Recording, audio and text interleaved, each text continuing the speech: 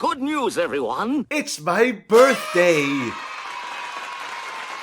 I wither away with every passing minute. You may have noticed on this channel, for the first time in its history, there's actually been consistent uploads. A new video every Sunday for nearly 5 months in a row now. Naturally, trying to keep the schedule going for as long as I can, I noticed that my birthday was on a Sunday. And because of that, I wanted this video to be something very special. Something I've wanted to do for a very long time now.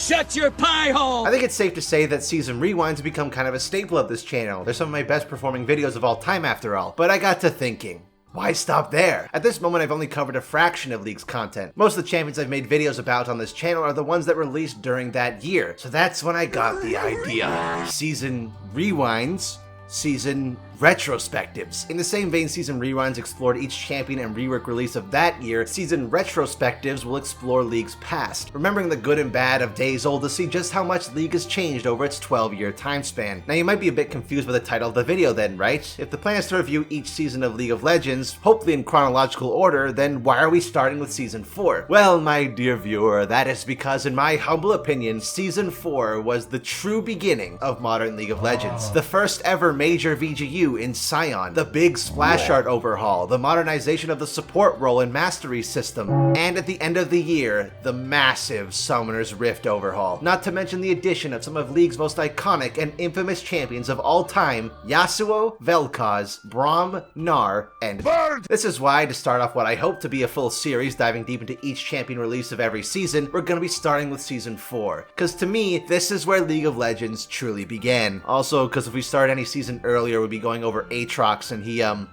doesn't exist anymore. So now, let's begin, shall we? These are the champions of Season 4.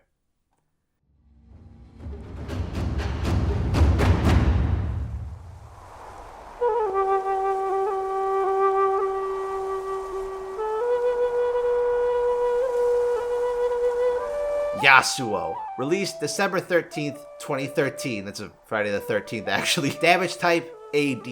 Role, mid laner, bot laner, onion hair, Wind Shitter 1.0. You guys remember in my 2020 rewind video when I was talking about Yone, how Riot somehow managed to make Yasuo 2 actually play completely differently but still be equally as annoying? Yeah, I take that back. Yone is 5 billion fucking times worse. Putting both of their gameplay aside though, I think we can all agree that Kin of the Stained Blade is probably one of the best cinematics Riot has ever released. And on top of that, Spirit Blossom was one of the best events they've ever released. Boy, it sure would be a shame if Riot followed up this absolutely phenomenal event filled to the brim with lore, game modes, and other goodies with an absolutely lackluster second release where the only content being added was a truckload of skins. But why would they ever do that? As for gameplay, it's where certainly T first got to truly strut his stuff. Sure, he worked on Darius, but this is where we got the first true taste of the horrors that lurk within inside his twisted mind. Not to mention this champion basically coined the phrase wind wall for all future champions going forward. Unbreakable? Nah, we call that moving wind wall. Blade World? Nah, we call that 360-degree wind wall. Hallowed Mist? Nah, we call that fucking bullshit! I think we can also pinpoint Yasuo as the epicenter for the philosophy of champion design that would take in the years following. And that being, of course, yeah, they just do that because they can. You know that whole thing that every other champion does, walking? Yeah, you get a shield for free just by doing that. Double crit chance for no reason at all? No worries, dude. Those ADC players are fine waiting another 20 minutes to afford the same amount of stats you just got for free. And proccing their own ultimate on their own? Nah, man, just proc it off of other people's abilities. Who needs to be accountable for their own actions anyways, right? And while not even comparable to the essays worth of passives some modern champions have, it is interesting to see Yasuo as an almost playable time capsule for the birth of modern champion gameplay design. He was also, I think, one of the great stepping stones for League's lore, as he's one of the only champions to have seen real narrative progression over the years. After consoling with his master's killer that he was killed by accident, and the fact that his brother was in fact alive, had forgiven him, and was on a quest to save the people of Ionia from a demonic epidemic, naturally Yasuo did the most sensible thing. Up and left his brother for him to form a frankly forced ship between him and Ahri to ride a frankly real ship to Bilgewater for what feels like no other reason than to slap him in the Ruined King game to improve the game's marketability. There's nothing left for you in Ionia. Like, brother, you have been completely redeemed. Everybody's forgiven you. What do you mean? I mean, I guess it makes kind of sense. People tend to mimic what's around them, and Yasuo is pretty stupid. So I guess that explains the Yasuo player base. Speaking of intelligence, the champion released not too long afterwards would require a lot more of it.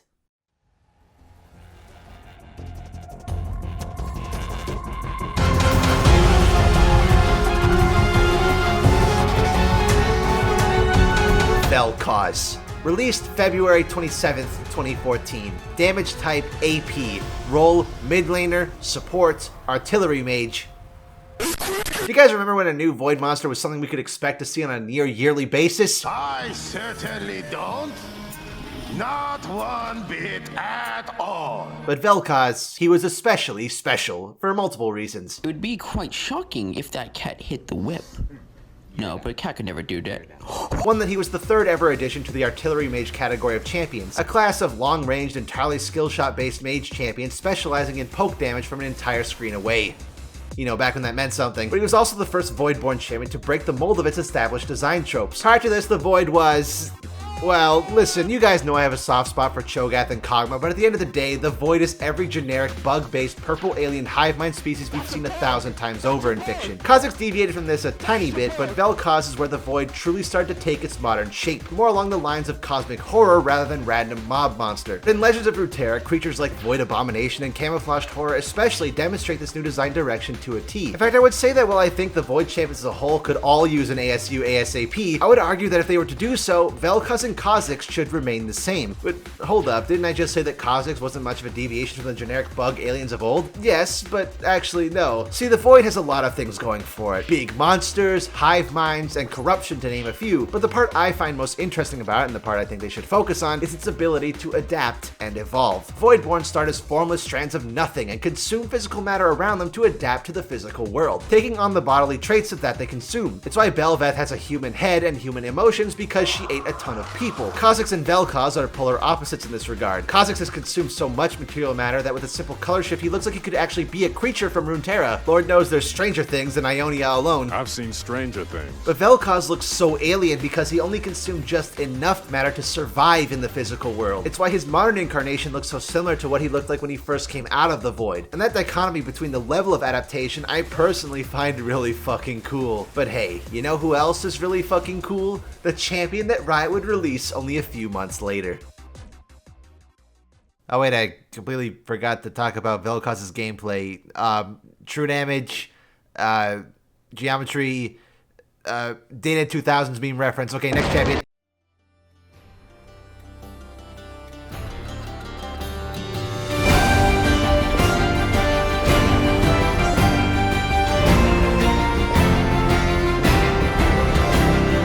Braum, released May 12th, 2014. Damage type, not really. Role, Mother always said, stand behind Braum. over the course of making this video, I had to replay every single one of these champions. Some I already played on a regular basis, some I played once in a blue moon, and one of them I even got horribly addicted to. But after playing all these champions, I realized something horrible, something I don't think you guys will ever be able to forgive me for.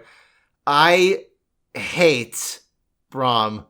You what? His gameplay, okay, just his gameplay, everything else about him is absolutely amazing. I think we can all agree that Braum is probably the most universally loved champion in the entire League of Legends IP. The literal living folk hero wielding a magic vault door as his mighty shield, beating beasts and helping the innocent wherever he can. What's not to like about Braum? Well, Braum has become my new Aurelian soul, a champion I absolutely adore in every conceivable aspect, except for his gameplay, which makes me want to stab out my own eyes with a plastic fork. And it's not even that I don't like support. Pyke, Thresh, Blitz, Rakan, Renata, I love me some supports. So one way or another, I just can't wrap my head around this guy. Maybe it's a me problem, but not gonna lie, it kinda sucks to be one-shotted by an assassin before the animation of my CC can even finish. But of course, in all likelihood, it probably is a me thing. I may have been playing League for over a decade, but I've never climbed higher than Plat 4, though I've never really tried to. And it's not even like he's a bad champion either. From what I've seen, he fits into the Kalista, Azir, and Tahm Kench role of champions. One's your average monkey brain bronze you can't possibly comprehend, but in the hands of a pro, they're an absolute menace. And honestly, that saddens me a little bit. I want to play Braum more, but I can't bring myself to do it. I know that if I lock in this champion, I'm gonna have a bad time, and by golly, I wish that weren't true. Even though Braum is probably my favorite release of this year design-wise, by an enormous margin, he's my least favorite gameplay-wise. And it's unfortunate, right? We've seen this multiple times, that a champion with such enormous potential and likability can be strangle-held by only the most elite of players, cascading them to the depths of pro play for all of eternity. And unfortunately, Riot's next champion didn't fare much better.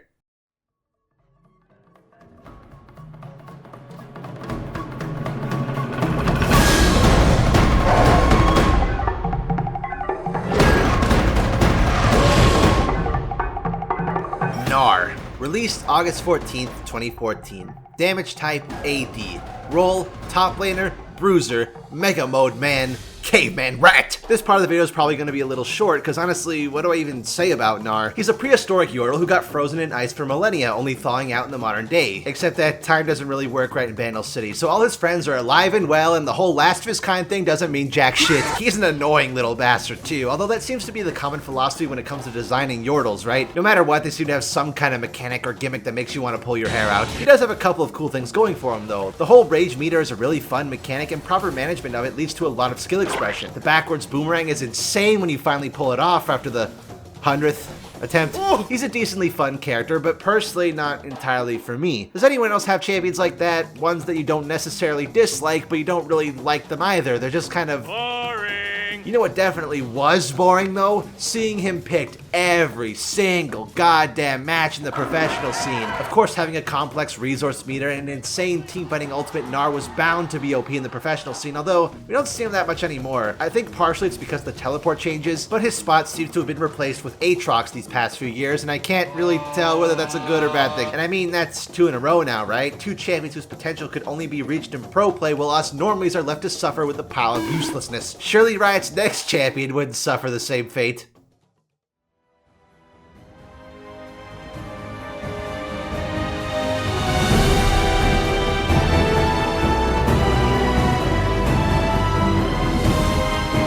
Azir. Released September 16th, 2014. Damage type AP. Role mid laner, mage, Emperor of the Sands. Shurima is sand and sky, past and present. I have risen, and with me, Shurima. Tell the people what you have seen today. Pretty happy that meta's over. Hey Rat, can we have Ascension back now? I mentioned already that Gnar and Braum have devolved into pretty much pro play exclusive champions, but Azir, along with Rise, this is the guy I think of when the term pro play champion is brought up. Ridiculously high skill ceiling, ridiculously high skill floor. He's a low elo trap is what he is. People see Azir being played in Worlds and think, hey, that looks powerful. Maybe I'll play Azir in my ranked game, and then proceed to go 0-10. And you know what the worst part about it is? Of all the champions I had to revisit for this video, Azir was the one I had the least mastery on. So naturally, he was also the champion I played the most. Something just clicked. I can do proper poke sometimes. I can space out my soldiers. I can land the killer shuffle. Everything was just starting to make sense. I understand Azir now, and he's really fun. Yeah, so anyway, I played 12 games of Azir and lost 11 of them.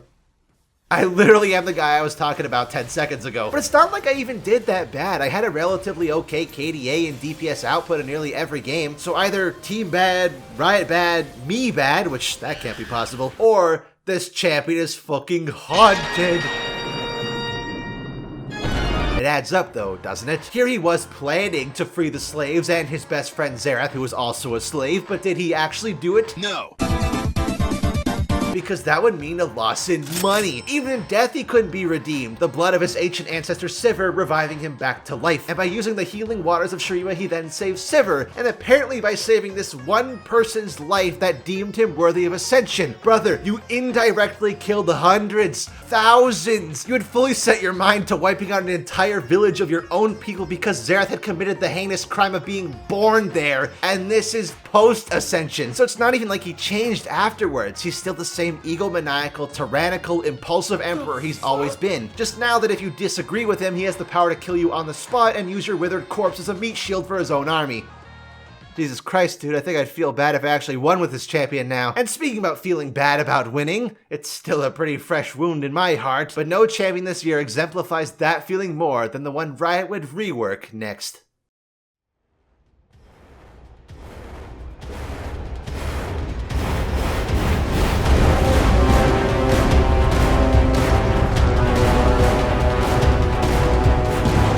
Sion. Reworked October 23rd, 2014. Damage type AD. Role top laner, tank, turret taking tyrant, tactical inter.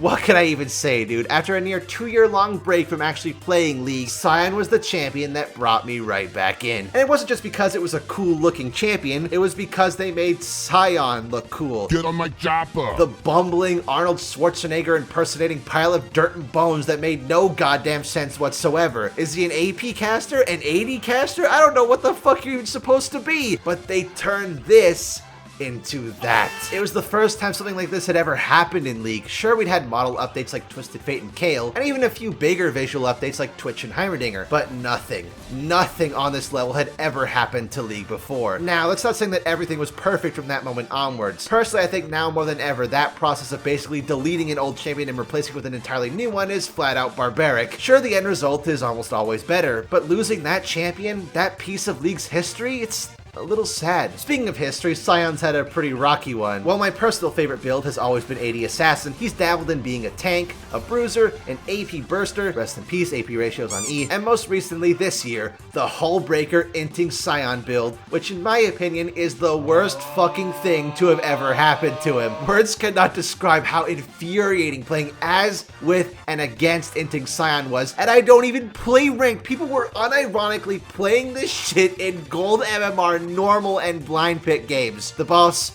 listen, I like you, you're a cool guy, and I'm sure a very nice one at that. But for popularizing this abomination of a build and tarnishing Sion's good name forever, I have a few choice words for you. Fiddle-dee-dee. Well, that's it. 6 total champions released during Season 4, and honestly, quite an interesting bunch. Let's take one last look back to give our appreciation for the Season 4 roster, shall we? The preteen player base, the Squidward empathizer, the Pringles mascot, the Flintstones rodent, the coarse rough and gets emperor, and the Zombieland double health bar. Not the most revolutionary champions of all time, but definitely some of the most iconic, and telling signs of the absolute insanity that would follow them in the years onward. I would say that now I should probably be preparing for this year's Season 2022 rewind, but with K'Sante releasing probably only a couple weeks after this video comes out, this year will have been the lowest number of new champions released since Season 4. I suppose that's a bit of a blessing and a curse. 7 new champions for this year did seem kind of ridiculous, and I don't mind it as much as long as those resources are spent wisely elsewhere. In Season 4's case, we got a plethora of fun new game modes, huge changes to how the game functions as a whole, and of course the massive Summoner's Rift update taking center stage at the end of the year, modernizing League of Legends to what we know today. As for 2022, in compensation for the lack of new content, we got skins.